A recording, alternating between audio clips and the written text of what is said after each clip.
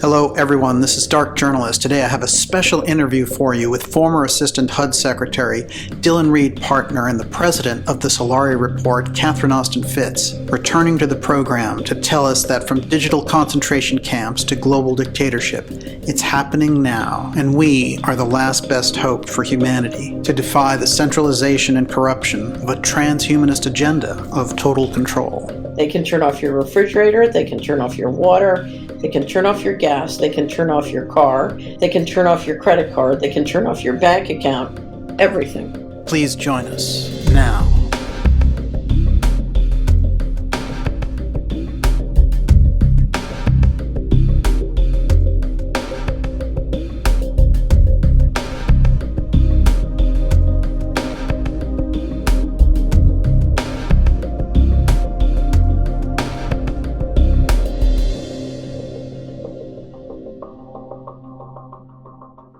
The trucker convoy protest might be a good kind of snapshot for this. So on one hand, on the top level, they want to roll out automated driverless cars, driverless transportation.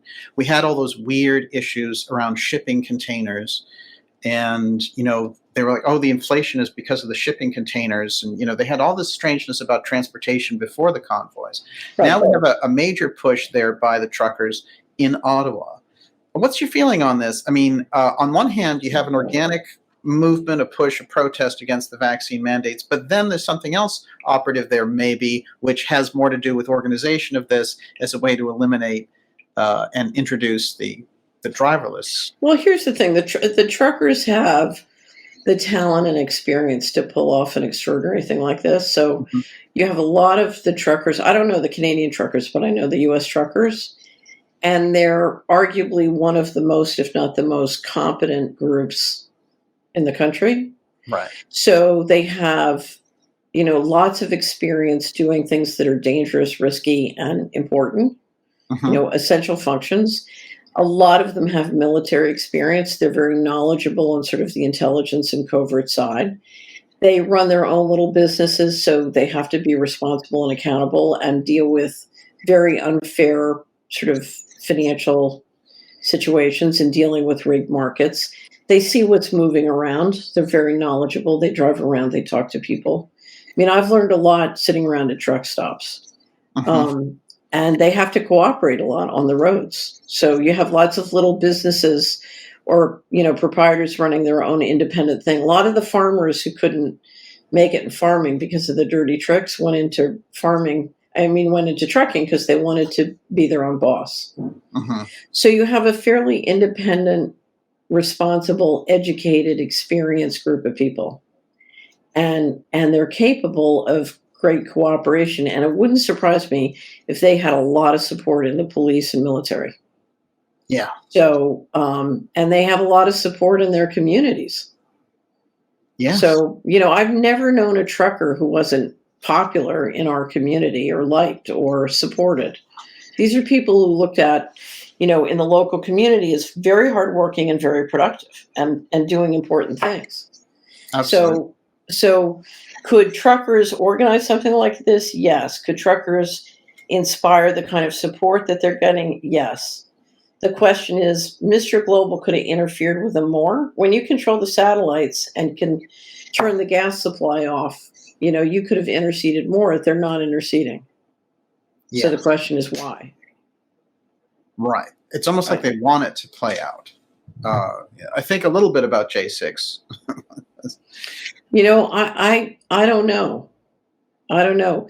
Where what the central bankers want, I think, is they want the general population to destroy the sovereign governments, because that helps them complete turning control over the banks and corporations. They may need leave the governments in place, but you have the central bankers moving in and taking control of the treasury. And if they can get the general population to support them in doing that and sort of strip the sovereign governments of their last powers, you'll be in great shape. So, one of the things you never want to believe is when you hear somebody say, oh, the current system is hopeless, let's just walk away and start afresh. What I hear is oh, let's tear up the Constitution, destroy the Second Amendment, destroy any human rights we have left, and make it really easy for Mr. Global to keep the 21 trillion because now there's no mechanism to get it back. Right. Really? Do you think that's a great idea? I don't think so. Yeah. So, the message I would give the truckers is you want to return control of the government to a legislature who is trustworthy. Right. So, watch the movie, the Scott brothers movie Gladiator. I guess it was Ridley. Can't remember if it was Tony or Ridley who made the Gladiator, but Right. watch the Gladiator. You need control turned back, to the Senate, so to speak. Yeah, absolutely. That's a fantastic point, which is it's not a kind of anarchy situation you're looking for by a long shot, because that gives them all the ability to run emergency power responses and all the rest.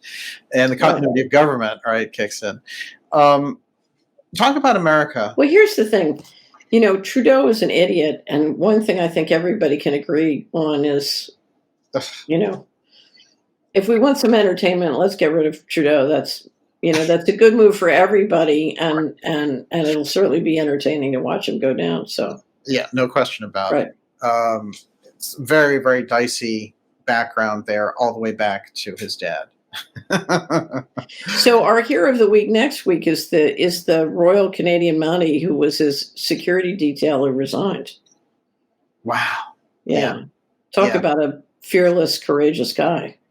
Yeah, fantastic. Yeah. Talk about America for a moment and the situation in America. So they've rolled out a number of mandates and things over the course of these 2 years. They shut down a lot of businesses. They've destroyed big swaths of the economy. They've got inflation cramming up the highest since 1981. Which was okay. So let's look at the inflation number for a second. Because if you look at the Chapwood Index, which is what I use shadow stats in the Chapwood Index to track real inflation. Right. So the notion that inflation has suddenly spiked up means, you've been in a trance, if you think that's true. The Chapwood Index, depending on where you live, the last 10 years, the average increase, now I'm not talking about monetary inflation, now I'm talking about household good price inflation. If you take a basket of 50 of the most common household goods, they have been going up, depending on where you live in the United States, 8 to 12% a year for the last 10 years.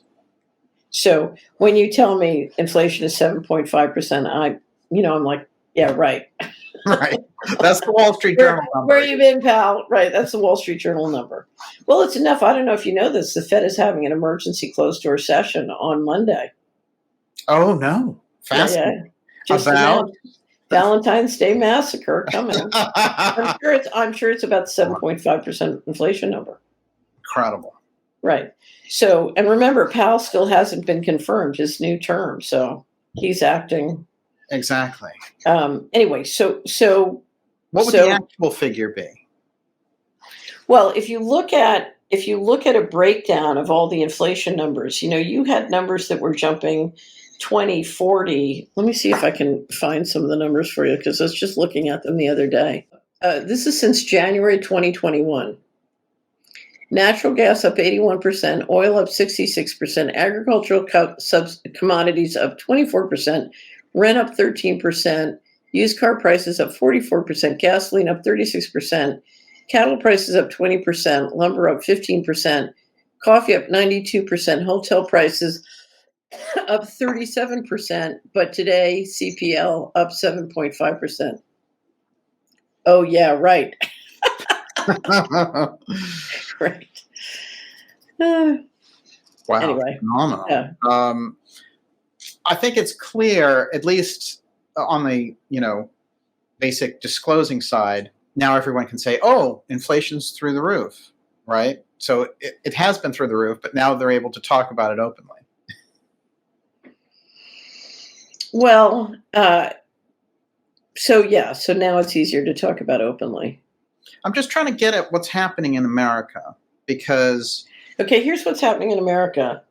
You have the coup printing money and buying things, and then trying to manage deflation to offset the monetary inflation, make it cheaper to buy those things. Okay.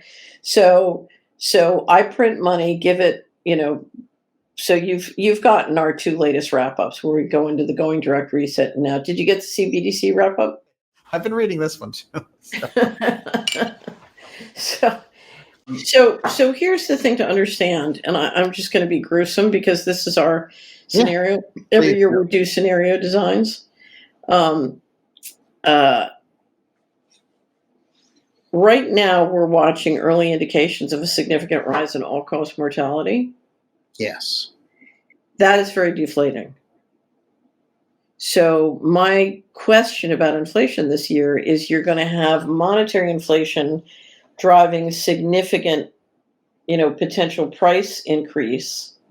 At the same time, you're going to have a dramatic increase in all-cause mortality, or we're experiencing a dramatic increase in all-cause mortality, which, among other things, is going to cause capital to drop to the next generation.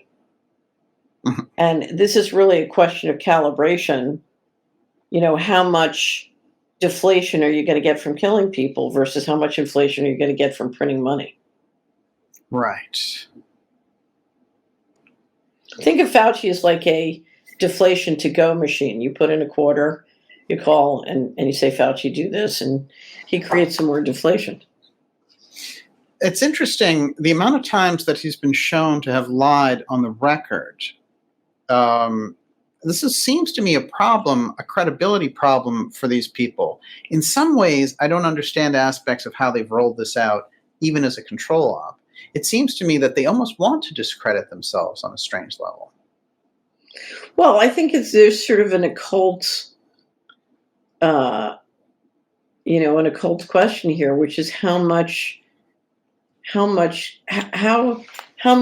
we torture people and get them to do absurd things and pretend, to go along? There's sort of right. It's kind of a demonic thing. We make you pretend that this is legitimate when the guy just lied, 3 times, and it's obvious. Right. Right.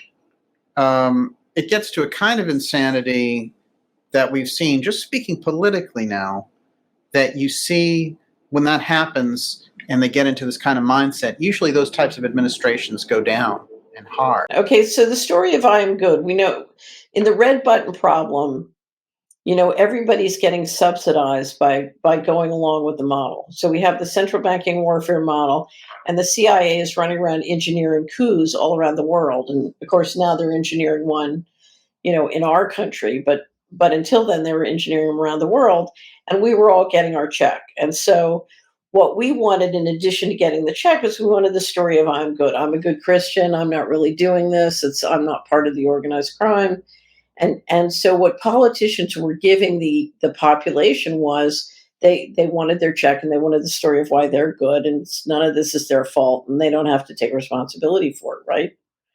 Okay, so we've reached the point where the story of I am good is one that is becoming increasingly ridiculous and absurd.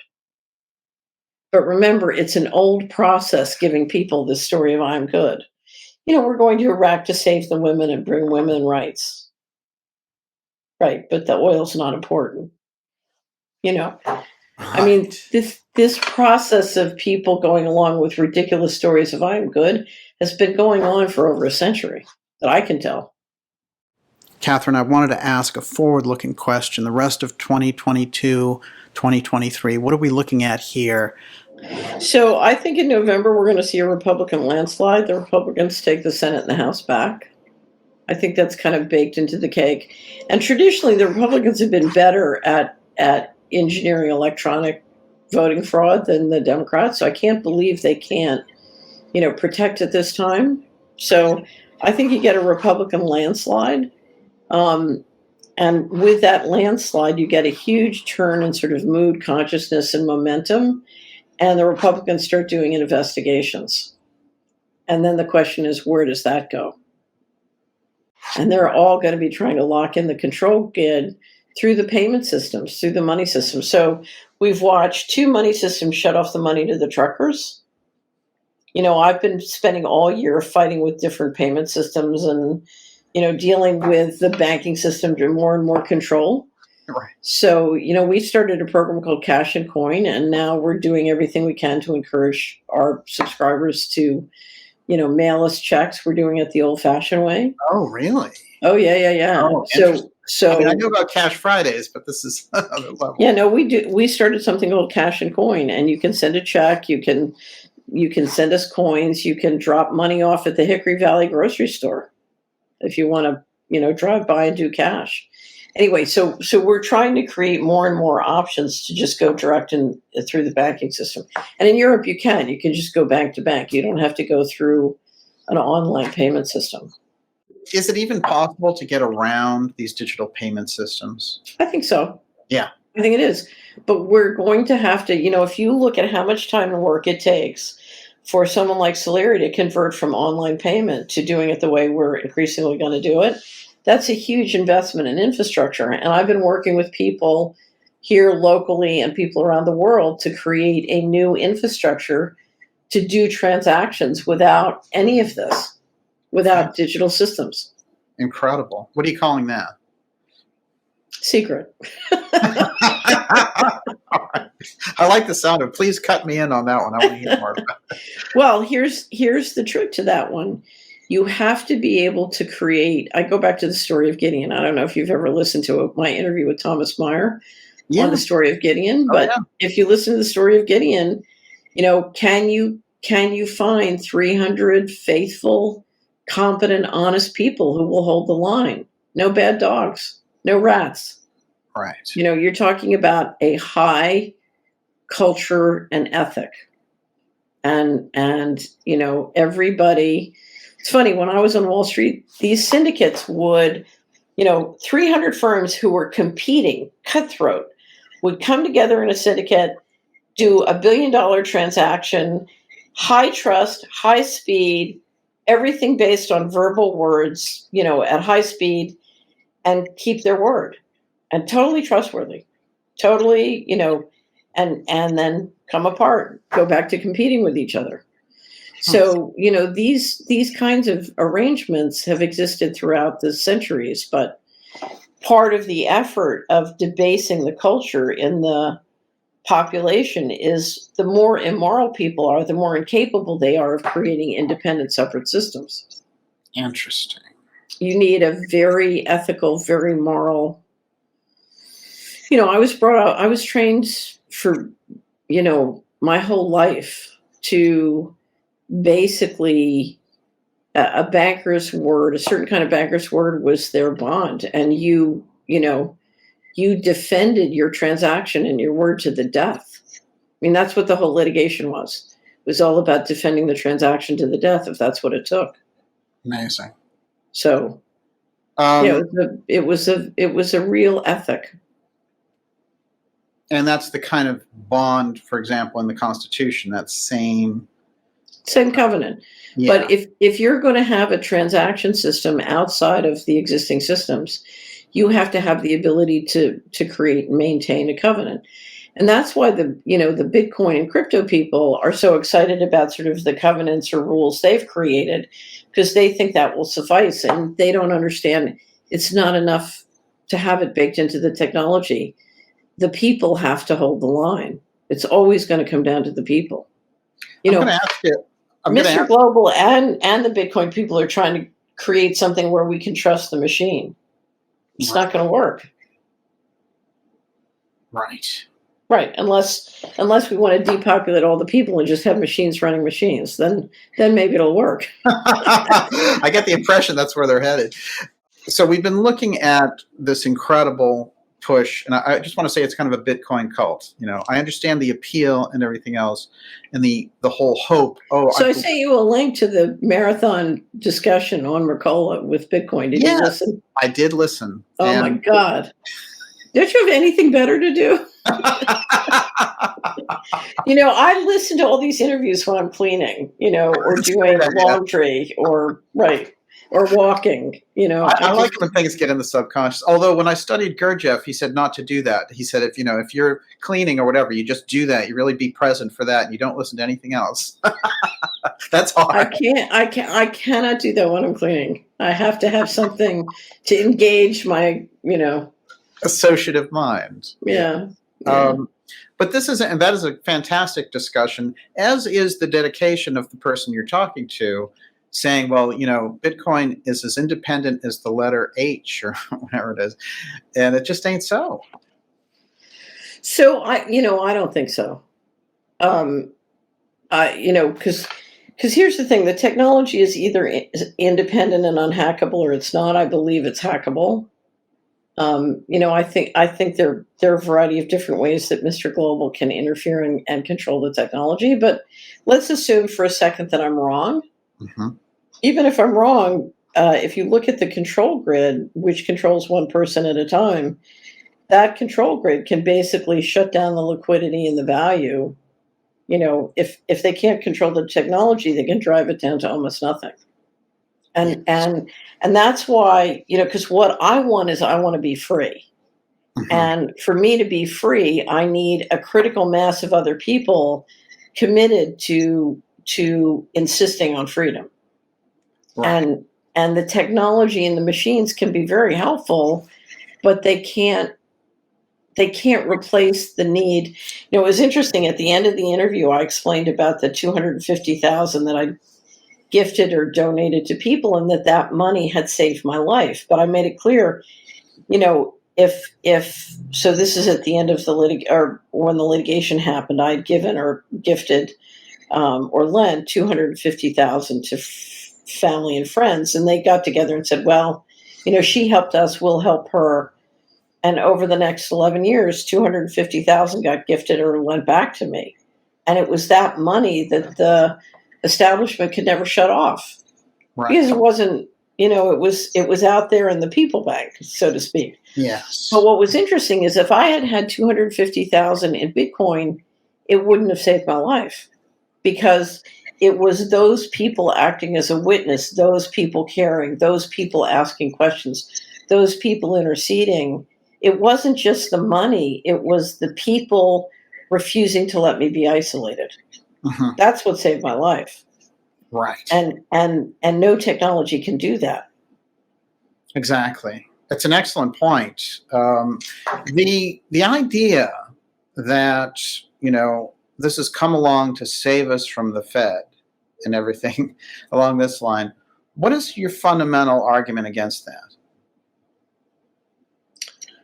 So most of the money that has flowed into Bitcoin has come off of the Fed bubble. So you have the Fed bubbling the economy in a variety of different ways, and that money is part of what's, seeding the Bitcoin pump. So you have speculative bubbles all over the planet, and Bitcoin is tiny relative to some of the others. But they're all experiencing that flow of liquidity that comes from massive amounts of printing money. So to me, Bitcoin is a integral part of the bubbles blown by the Fed. Which is not to say the Fed sat down and said, oh, let's print, $250 million to put into Bitcoin. In other words, you're talking about, money. If you stand at the top of the hill and pour water, it's all going to flow down, right? So it's an integral part of all the different bubbles. So I just don't see it as being very separate. But there's no doubt, if you look at the game that was afoot when Bitcoin started, the goal was to suck as much money away from gold and silver and real assets as possible, because, you're trying to accumulate and control all the real assets.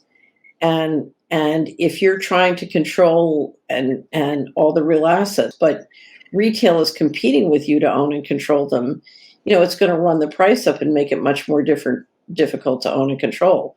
And your problem with gold is if the gold price goes too high, it's the smoke alarm. It lets everybody know there's a problem. So if you can come up with a way for people to make a fortune, in digital assets and walk away from gold, that's cheap at any price. So if I'm a central banker, I'll spend, let's say Bitcoin today is about $700 billion, and let's say, we had to put 100 billion in to get that going, and the rest is just price increase. Mm-hmm. $100 billion is cheap at any price to keep the gold price down. especially because I can just print it out of thin air, right? Right. Right. So, and the beauty of it is it doesn't cause inflation. In other words, if you're trying to keep inflation down and all that money is going into farmland and gold, inflation is going to be through the roof. If you're putting it in Bitcoin, then Bitcoin is going up on people's balance sheet, but it's not creating real inflation. I mean, it's using up a lot of energy, but Nor it's is not it creating real creating, inflation. nor is it creating real wealth. Well, the people who liquefy their holdings, can end up with real wealth. I just got a note from a subscriber. It took me a year and a half. He made a bunch of money in Bitcoin, and then he tried to sell. It took him a year and a half to get his cash. A little sticky. Yeah, that's not so easy. I'd love to hear that full story. But one of the things I want to ask you about this then, you mentioned farmland in there. We noticed that last year it was revealed that Bill Gates became the principal owner of farmland in America. Right. And he did it through little shell companies trying to keep it under wraps. Right. What's going on there? Well, while you're making money on your Bitcoin, your parents are selling the family farm to Bill Gates. Right. Right. And he's going to feed you synthetic food and insects. Right. The insect diet is coming in the future. This is what they're pushing. The Impossible There's Burger. a plant. Somebody just built a plant. They're building a plant. I can't remember where it was. I think it was Indiana. The first insect food plant. This is where they're headed. Yeah. That's the sort of now it's funny because the young man that I was talking to on the Bitcoin interview basically said first you make your money in Bitcoin and then you arrange food. And I don't think he realizes it takes many decades to build a successful farm with real food, producing real food. You can't just order it like an aspirin when you're ready. You know what I mean? Yeah. It has to be there. If there's no land and no farmers available and no 20 years to get it going and make sure it's working right and calibrate it. In other words, human systems aren't digital systems. Right. So I can take $1 billion and get a digital system up like that. But I can't take $1 billion and get a living system up like that. It doesn't work that way. What is Gates doing buying up the farmland? I'm assuming he's doing a good job of investing his money. I mean, that's is there a consolidation that they see coming, a food crisis could help them, and he wants to consolidate that. Well, I think the question is where can you put money that has a good strategic position and can produce a long-term yield. Mm-hmm. And it's a no-brainer. If you look at, we did a big wrap-up on food called Global Harvest. Yes. And one of the things we were able to show is we've been in a period of relative food stability, but that was going to come to an end. And when it came to an end, one of the most important points for any country was, were you a food supplier or were you food surplus or food deficit? And what were the politics and the economics of that? And, it's pretty clear that having control of significant amount of food supply in this environment is a great strategic position to have. So, and it was clear that certain kinds of food investments were going to be great investments to make. Nice. So I think he's thinking using synthetic food and technology, he can get an edge.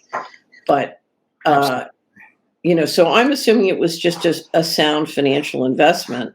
Whether or not he wants to take the land out of use, so there are games you could play on climate change where you could make more money, but he might just want to take it out of use because if you're going to try and finance synthetic food, taking the farmland out of availability is a great way to market your synthetic food.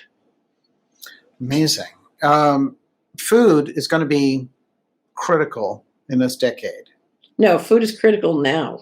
Yes. So, if you've been eating bad food, you're in real trouble. Mhm. So you better start eating good food, and you better figure out how to get food. And the problem is not just what will food cost, Daniel. It's um, is your food nutritious and safe? Okay. So one of the most interesting Salary reports we ever did was with a professor emeritus from Purdue University, agriculture professor, used to be in military intelligence, describing the secret ingredients in food. Hmm. So we've seen a complete collapse in corporate quality standards in America. As soon as Amazon bought Whole Foods, that's what I was. No hamburger at Whole Foods ever again. That's it. I'm out. I want to be able to see. I've got to be able to see that it was a chicken and it looks like a chicken. Mhm. Right. Yeah. Right. No mystery food. So I think they're real serious quality control standards. And I think the question is, where are you going to get food that has real nutrition and is safe? Yes. It's got to come from a chain of integrity. One of the most frightening books I ever read in my life was called China RX. And most of American pharmaceuticals come from China, the ingredients. So they package them in America, Mhm. but the ingredients are made in China because they can get around all the quality control standards. Right. And if you look at the quality control issues that have occurred in American pharmaceuticals as a result of this China connection, it's frightening. Wow. Yeah, Right, absolutely. especially since we in China are competing very seriously. No question. So the fact that you're putting in your body ingredients coming from a country that you enjoy lots of tension with, Do you it's think scary. something that's come up in the middle of all this with the mandates and everything else and the kind of central control social credit type systems that we've seen? A lot of people are saying, that coup that's happening in America, it's the CCP. A Steve Bannon type guy will come out and say, the CCP is taking over these local governments. How much stock do you put in that? I had one ally call me and he said the chemtrails, all the spraying over America is being done by the Chinese. I thought, the U.S. military is helpless to stop the Chinese. So, if the Chinese are doing something dangerous in America, it's because the American establishment has financed them and invited them to do it. Yeah. So, here's the reality. We try and talk about the world as though it's run by sovereign governance. Yes, we have sovereign governments, but those sovereign governments are in many respects doing what they're told by a variety of parties. And the big reality is more and more of the power, the weaponry, and the money is in the hands of private parties. Right. So I just did an interview this morning with a wonderful Dutch reporter on space. And the question was, okay, who's got the biggest gun in space? Right. Right. And if you and I were going to make a list of what our options are, okay, let's just do this. Yes. Okay. I've got my little Solari. Okay. So we have the U.S. government, right? Yes, definitely. Whoever is really in control. We have the Chinese government. We have the Russian government. Okay. Russia is number 2 in space, right? Mm-hmm. So we have those governments. We have the breakaways. How many breakaway civilizations are there? 1, 2, 3? So we have, let's say, the Bushy breakaways. We have Nazi International, right? Spectre. Yeah, right. Spectre, so to speak. We have whoever had the airships 100 years ago, maybe other humans. Okay. So we've got one or more breakaway civilizations. Then we have what I will describe as others, right? Mm-hmm. Okay. So others are different species who are co-located on Earth. Other are different species from other planets. I'm assuming in the breakaways, humans living on the moon, or I'll include those in breakaway. Then we have time travel. We have interdimensional. Anything else? That's a pretty good, I think you've encapsulated it pretty well. Okay, so we have a fair amount of options. And if you look at these options, and of course, We have more and more money going into SPACs and financing corporations going into space. So I dare say Lockheed Martin is more powerful in space than the U.S. government, or at least telling the U.S. government what to do. Yes. So if you look at this list, the non-sovereign governmental actors are probably significantly more powerful than the sovereign government actors. Is that fair to say? Yes. But we just don't know who or what they are. Well, the biggest telltale is no manned missions to the moon in 50 years. That really answers That we know of. That we know of, exactly. Right. On the record, NASA approved. But this is fascinating because when you break those groups down, for example, advanced German groups that have had the technology, possibly even an ancient link involved in that. So it's hard because people would say, you're talking about the UFO file now, and people just say, well, there's some aliens visiting and grabbing people for tests and all the rest. But we've had record of people flying around this planet for 10,000 years. Yeah. In ancient India, so we had the airship mysteries in the 1800s. Yes. There's been flight around this planet for a long, long time. No question. Right. So, whatever China is doing it with the capital that the G7 nations invested to build China up to where it is today. No question. Right. They put them in this position. They sort of reinvented New America there by shipping all the factories and money over there. Right. This is interesting to me about space, though, because everyone now is coming forward and saying, well, China's getting this great position in space. We have to arm space, as if they haven't already. They have. Yes. Right. And of course, the great thing when Kennedy started the space program and Eisenhower, they didn't want it to be militarized. Right. Eisenhower and Kennedy knew they didn't want it to be militarized. And our last sort of governance document for space is a treaty that basically says they can't weaponize it, which we know is being shredded now. Shredded. Right. Basic fundamental idea. You have a global control grid from space. It's just easier to control everything. And this is one of the things that Bobby Kennedy brought up, and they gave him such a hard time for. And he said, well, at least in Anne Frank's time, you could go somewhere. You could go to the Swiss Alps. You could run away. But with the satellites and everything, there's nowhere to run to. There's no way to run. Yeah. And that's, globalization really kicked off in the 90s because of what could be then done with the space. I mean, the Gulf War had a significant impact because it showed what precision munitions, depending on satellites, could do. Right.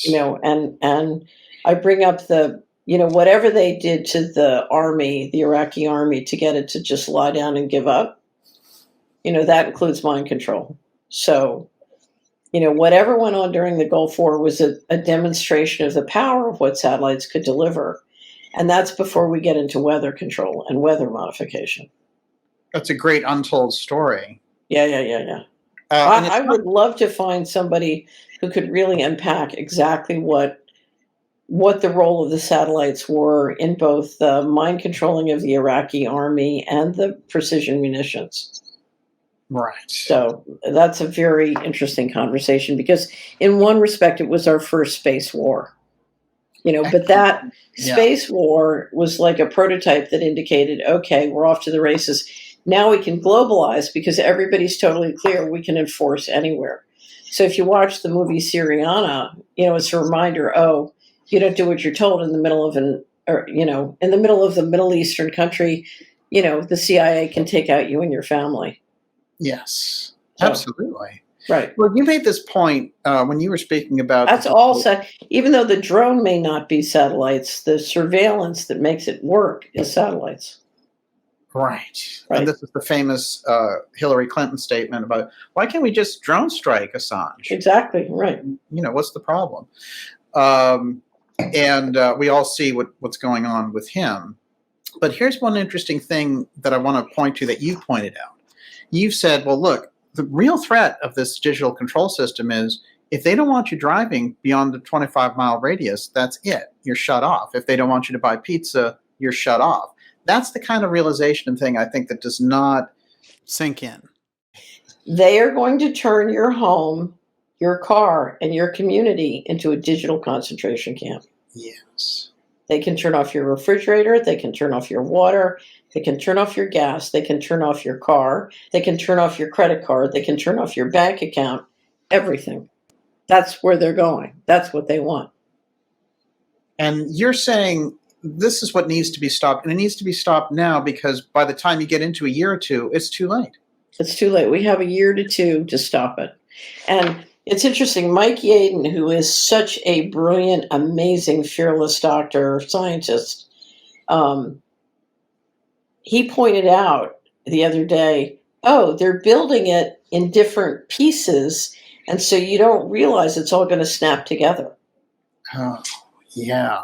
Yeah. And they've been building it for 30 years, piece by piece by piece.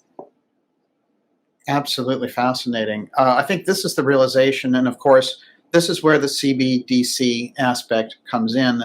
That's their great push. It comes in on the CBDC. No, their great push right now is in the terms and conditions of every piece of financial software you approve and agree to use.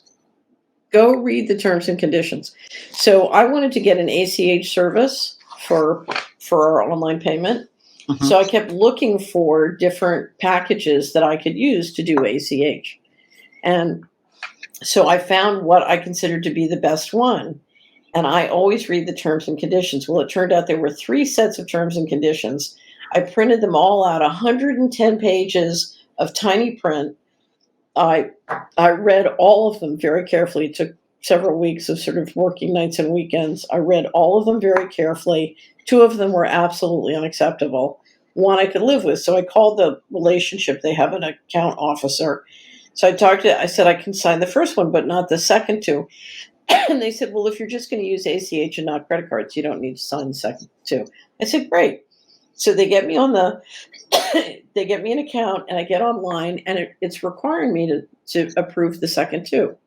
And she said, oh, well, just click that you agree, but you're not going to use them since you won't use credit. I said, I'm not going to click them, because it says here, if I click them, I agree to them. I'm not going to click them. Right. You know, I've spent 11 years in litigation. I know not to do that. So they built a workaround and figured out a way for me to sign up. So once again, they get me back online. I click on the one. I agree to that set of terms and conditions. We're going in, and he's walking me through how to finish setting up the account. And suddenly a new box pops up with a new set of terms and conditions. And he said, oh, just click you agree. You don't need to read them. Nobody ever does. I said, no, I really need to read them. So he's like, oh, you're being so difficult. So I printed out, it's 35 pages. So Wow. 110, now I got a new 35 pages. So that weekend I sit down and I read the whole thing, tiny print, 35 pages. Towards the very end, there is a section that says, I agree to comply with all the laws related to financial services and taking payments. Any law on the whole planet globally, 190 plus jurisdictions that may apply to me. You know, so if I get a subscriber from Kathmandu, you know, the Nepalese financial services laws apply, and I swear that I will comply with all of them, not just the ones existent today, but any new ones that pass in the future. So this is completely open-ended, that I'm liable to comply with all of them. So I wrote them and I said, do you have a list of laws, just of what's existing today? They said, no, that's your due diligence. Now, if I was going to put together that list, it would take me and my general counsel maybe 2 years to do a complete. Oh, wow. No. It's hideously complex. So then it said, if I failed to obey those laws, they reserve the right to come into my bank account and take out whatever money they deem necessary as a fine or fee to deal with the situation without a court order and without evidence, and to keep it for 6 months. Wow. So if it turned out I didn't owe them anything, they could take everything in our bank account out and keep it for 6 months. And I was authorizing them to do that. Incredible. So I went back and I said, I can't sign this. And they considered me to be very difficult. Believe it or not, the company was owned by a credit card company. And the next week I traveled to Switzerland, and they froze the credit card and refused to use it until I did. They wanted a current photo. I've had this credit card for 20 years, but they wanted all sorts of new documentation to prove I was who I was. And I said, one, you're not getting it, but two, if you don't turn on the card, I'm canceling the card. I'll get another card. Good luck, and hung up on them. But Wow. was it connected? I don't know. Your guess is as good as mine. Unbelievable. Well, let's see if they turn it off, because I told the story. Right. Now you've done it. But here's the thing. If you look at all the terms and conditions on your bank accounts, your credit cards, that's where the control grid is moving in. So we've just had a huge brouhaha where the IRS tried to say to get your refund, you needed a biometric ID, and Congress made them back down. Yes. They were like, you need facial recognition. That's the control grid going into place. And I'm sympathetic. In this one, I'm sympathetic to the IRS because if you look at the fraud they deal with on the refunds, it's frightening. So, they're under siege on the refunds, and I'm sympathetic with they're trying to deal with it. What's the end goal of CBDC? Complete control. I mean, if you go to Celery.com and click on Cash Friday, you can pull up a video. I don't know. Can you show it in the video? It's 56 seconds. Yeah. Hold on. Can you share the screen? Let me just pull it up. This is Karsten's, the general manager of the Bank and International Settlements in Basel, Switzerland. And this is October 2020 at a IMF panel on cross-border payments. And when he said this, it was Jerome Powell, the chairman of the Federal Reserve. I thought he was going to piss in his pants when he said this. It was so funny. Hold on. Okay, here we go. Analysis on CBDC, in particular for the use of general use, we tend to establish the equivalence with cash, and there is a huge difference there.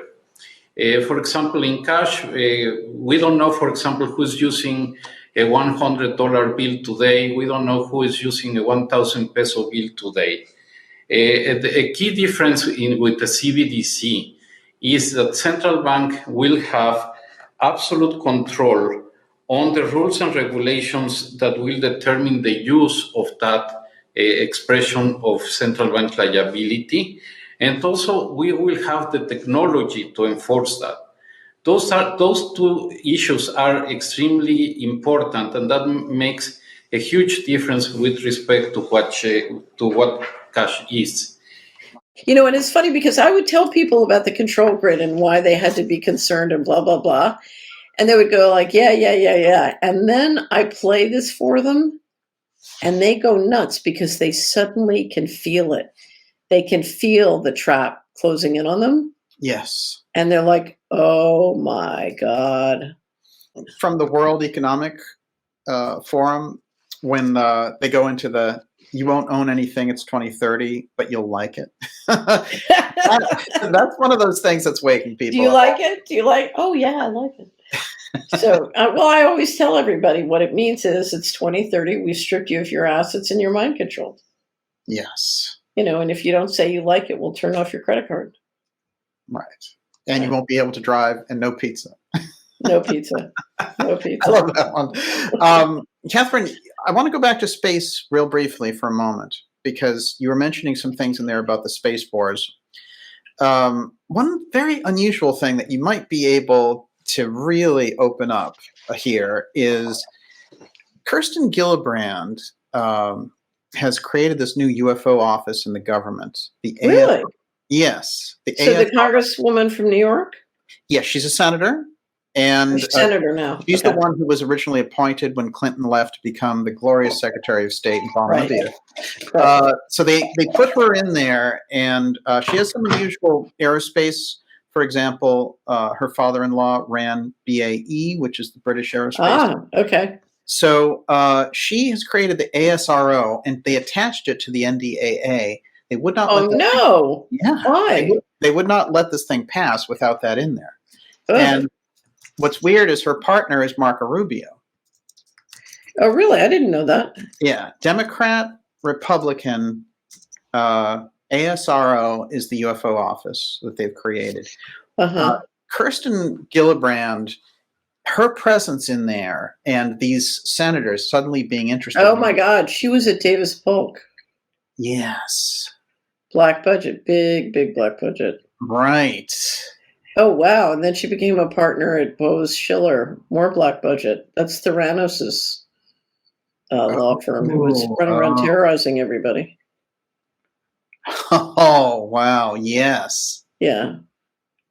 Her presence struck me as I could instantly feel reading some of this. I said, why are they using Gillibrand for this?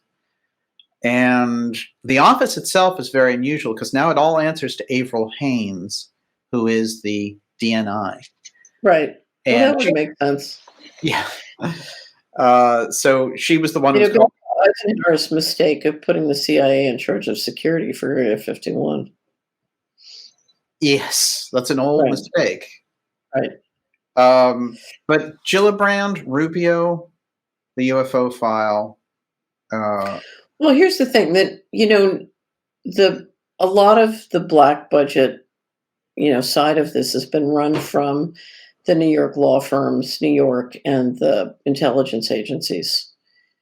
So it's not run from the central bank. It's run from the law firms and the intelligence agencies. That's always been a major player in managing the money around this. So, but the other interesting twist on her is that her husband's family was all involved with the NXIVM cult. As a matter of fact, the husband represented NXIVM as a lawyer, back over a decade ago. So that, the NXIVM sex cult tie-in, I thought was kind of an interesting indicator of where that family's at. So I just think if you look at who she is and where she's from, she's basically in, coming up through an establishment, legal and financial machinery. And so now she's just in the Senate. So it would be a logical thing for someone like her to be under her umbrella. And I'm assuming part of it is she's always had an image of being a little bit more hip. Right. So she ran for president in 2020. Yeah, I'd forgotten that. Her presence in this NXIVM UFO file. No, it says here she's married. It doesn't say anything about Rubio. No, Rubio is her partner in crime in the ASRO office. Okay. Got the legislation going. Yeah, they partnered politically. Oh, so you meant political partner? Yeah, I was like, huh? Yeah. Okay. Little Marco, as Trump liked to call him. Okay, so no, I don't know. Given her legal background, given her being a senator from New York, and a little bit of a image of a little hipper, doesn't it seems like a logical fit that they would ask her to do that one. The three key people around this UAP Office Push, the ASRO is the name of the office, that they attached NDAA. Rubio, Kirsten Gillibrand was the lead on it. Ruben Gallego, who is a congressman in Arizona whose wife is the mayor of Phoenix. Now he's come out and he's like, we need UAP disclosure. We need UFO disclosure. These people are practically sounding like, the Art Bell show from 2008 or something. What is going on with these? What are they hearing in the background that they're coming forward? So you just need a cubby hole, so one of the most important things in Washington is that you answer your mail. Yeah. So if people have a concern, you want to say, we share your concern and we're thinking about it. So you need a cubby hole where you send all the UFO mail. Right. And so it's kind of like a place and we're thinking about it. It's a place to send that energy and concern and let it flow around in circles. Right. It's a cubby hole for the mail.